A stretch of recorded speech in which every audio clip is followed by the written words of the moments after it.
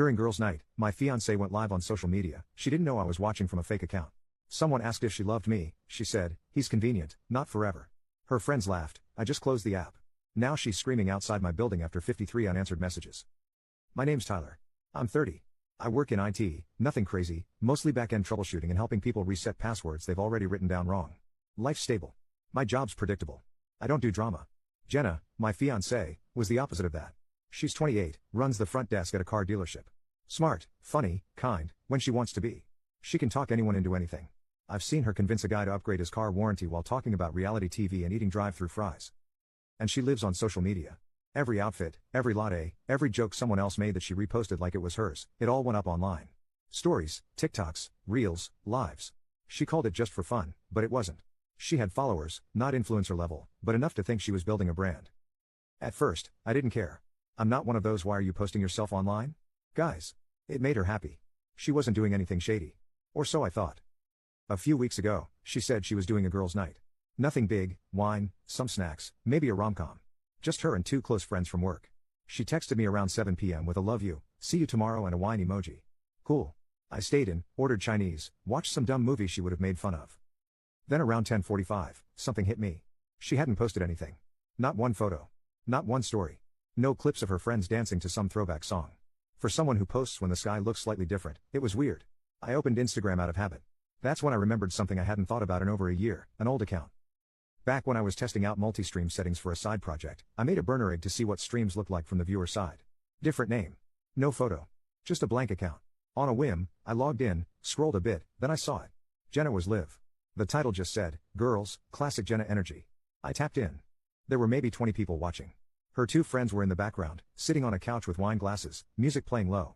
Jenna was front and center, sitting cross-legged, reading comments out loud and laughing. She looked tipsy, nothing new. Someone typed in the comments, "Are you bringing your man to the wedding planning stuff or no?" Jenna laughed. Her friend leaned in and said, "Yeah, is Tyler even involved?" And then it happened. Jenna smirked and said, "He's convenient, not forever." Her friends cracked up. Someone typed "LOL savage" in the chat. Another dropped crying emojis. Jenna just sipped her wine and smiled at the camera. I didn't comment. I didn't screen record. I didn't message her. I just closed the app, set my phone down, stared at the blank TV screen in front of me, and realized I just watched my fiancée audition for single life. And the worst part? She thought no one who mattered would see it.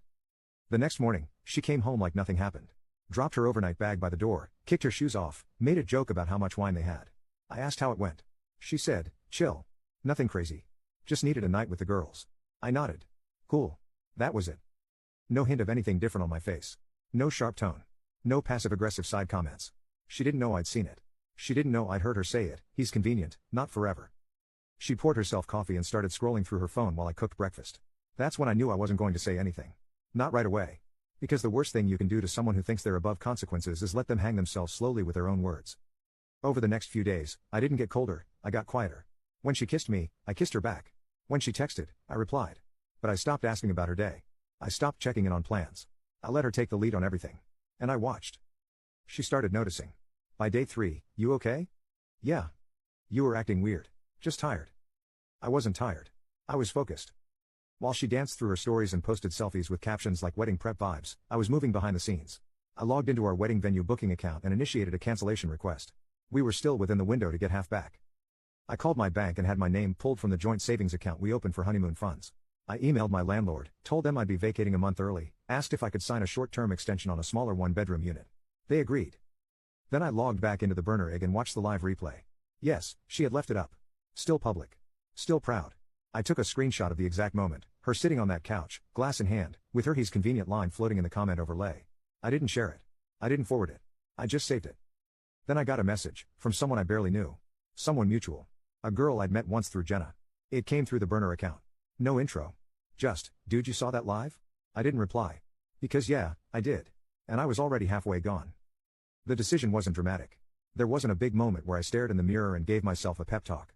It was more like checking out of a hotel room. Quiet. Mechanical. Just done. I waited until Thursday. She worked the late shift that day, wouldn't be home until after 8. That gave me 5 full hours to clear out. I had already boxed up the essentials. Just needed to get them out of the apartment without her seeing.